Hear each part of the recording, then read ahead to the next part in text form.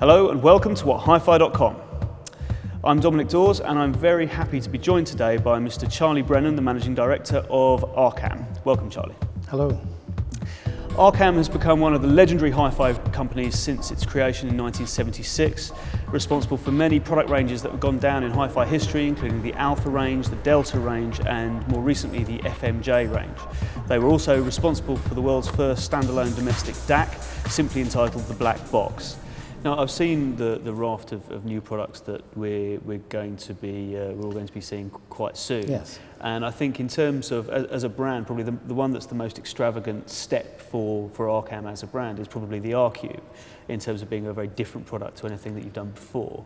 Can you just tell me a little bit more about what's gone into that in terms of the Arcam attitude towards sound quality and what you've done to make it sound as good as it can?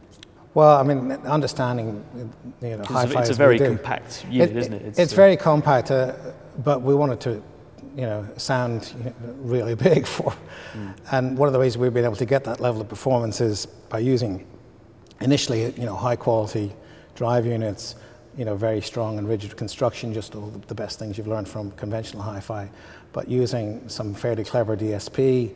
And a lot of power to control the bass mid drive, so it's fast and articulate, rather than some of the docks that I've heard. To get the extra bass, they tend to, wallow a little bit. They're a little bit slow and imprecise. So we've been looking at digital amplifiers from a variety of manufacturers over the last 10 years, and in the last year or two, some of these digital amplifiers have got rather good. And it's really just ensuring that we're using the best quality in terms of layout. And it's still a 4-layer board, which is pretty unheard of in any dock you're ever going to see.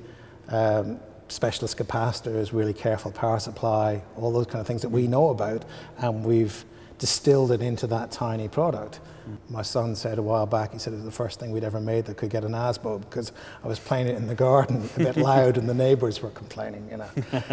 But it's the kind of thing that you could take to Glastonbury and maybe compete with whoever's headlining this year. Yeah, excellent. And so tell me, what really did happen with the Blu-ray player? Why the delay? Well, we contracted with a big chip company who are based all over the world, but they had a big development team in Bristol, and we were very keen to work closely with the engineering team. We made 25 pre-production units. It had astounding quality, but it happened to coincide with the sort of world meltdown in terms of business, and particularly the car audio market was under strain as car companies really had a tough time. There was a big business review at a very high level, and they decided that Blu-ray wasn't core to what they were doing, and they pulled the plug. And little old Arcam, well, you have to shrug your shoulders, take it on the chin and get on with it.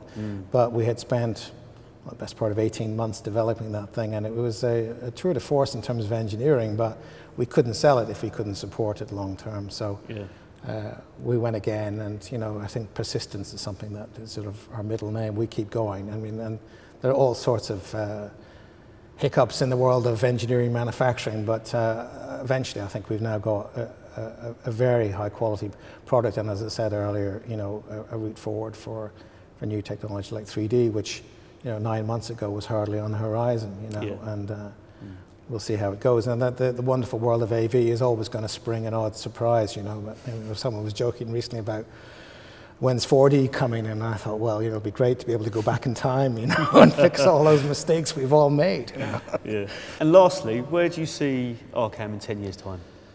In Cambridge, still manufacturing in the UK. I think we'll be doing probably more accessible products, along with the Cube. I think I'm still committed to seeing the company develop better and better AV products, because I think a lot of people are being drawn into high quality sound by the flat screen revolution and Blu-ray, but they're often shortchanging themselves by buying an all-in-one package from a large consumer electronics company, where there really just isn't the budget to stick really good amplifiers and really good speakers in. So I see us still making specialist gear. I don't think that's going to go away, but I do think that you're going to see a revolution in wireless delivery, and in products that can kind of talk to another whole house systems that could be Arcam, which you don't have to program, that can be integrate it into things like iPads and so on, and be part of the sort of seamless infrastructure of a world of entertainment, but try and promote higher quality listening, and you know, persuade people to, you know, make sure that they don't listen to anything that isn't lossless and all that. So yeah, I think it'll be interesting. I don't know, 10 years is a long time, but I still think people will love music in 10 years, and we'd like to be doing our job to ensure they enjoy it more with us than other brands. Yeah, great. Well, thanks for joining us today, Charlie. And for you guys watching, just keep checking back here for more video news, reviews, how-tos and interviews right here on whathifi.com.